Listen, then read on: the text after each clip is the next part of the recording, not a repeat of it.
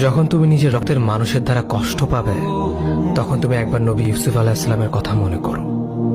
তিনি কিভাবে নিজের ভাইয়ের দ্বারা প্রতারিত হয়েছিল। যখন তোমার বাবা মা না বোঝে তোমার বিরুদ্ধাচরণ করে, তখন নবী ইব্রাহিম আলাইহিস সালামের কথা মনে করো। তার বাবা তাকে আগুনে নিক্ষেপ করায় ভূমিকা রেখেছিল। যখন তুমি সমস্যা থেকে পরিত্রাণের জন্য কোনো পথ পাবে না, তখন ইউনুস আলাইহিস সালামের কথা ভেবো। তিনি কতটা সময় তিমি মাছের পেটে আটকা পড়েছিল। যখন তোমার নামে কেউ মিথ্যা অপবাদ ছড়িয়ে দেবে, তখন মা আয়েশা রাদিয়াল্লাহু আনহার কথা মনে করো। তার নামে পুরো শহর জুড়ে কুৎসা রচনা করা হয়েছিল। যখন তুমি অসুস্থ ব্যথার যন্ত্রণায় কাতরাতে থাকো, তখন নবী আইয়ুব আলাইহিস সালামের কথা ভেবো।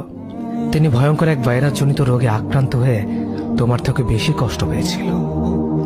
যখন তুমি দিনের কোনো বিধান নীতিতে যুক্তি খুঁজে পাও না, তখন নবী নূহ আলাইহিস সালামের কথা ভেবো।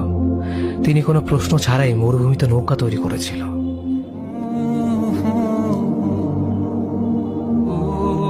যখন তুমি আত্মীয়স্বজন, পরিবার, বন্ধু বান্ধবের কাছে হাসির পাত্রে পরিণত হও, তখন তুমি শেষ নবী হযরত মুহাম্মদ সাল্লাল্লাহু আলাইহি ওয়াসাল্লামের কথা ভেবো। রাসূল সাল্লাল্লাহু আলাইহি ওয়াসাল্লাম বলেছিলেন, সবচেয়ে বড় পরীক্ষা দিয়ে সব থেকে বড় পুরস্কার আসে। যখন আল্লাহ কাউকে ভালোবাসেন, তখন তাকে পরীক্ষা করেন, এবং যে এই পরীক্ষাগুলো মেনে নেয়, সে আল্লাহর সন্তুষ্টি অর্জন করে। আর যে অভিযোগ করে, সে তার ক্রোধের পাত্র হয়। হে আল্লাহ, তোমার কথা মনে করা, তোমার প্রতি কৃতজ্ঞ হওয়ার এবং তোমার ইবাদত করার তৌফিক আমাদের দান করো। আমিন।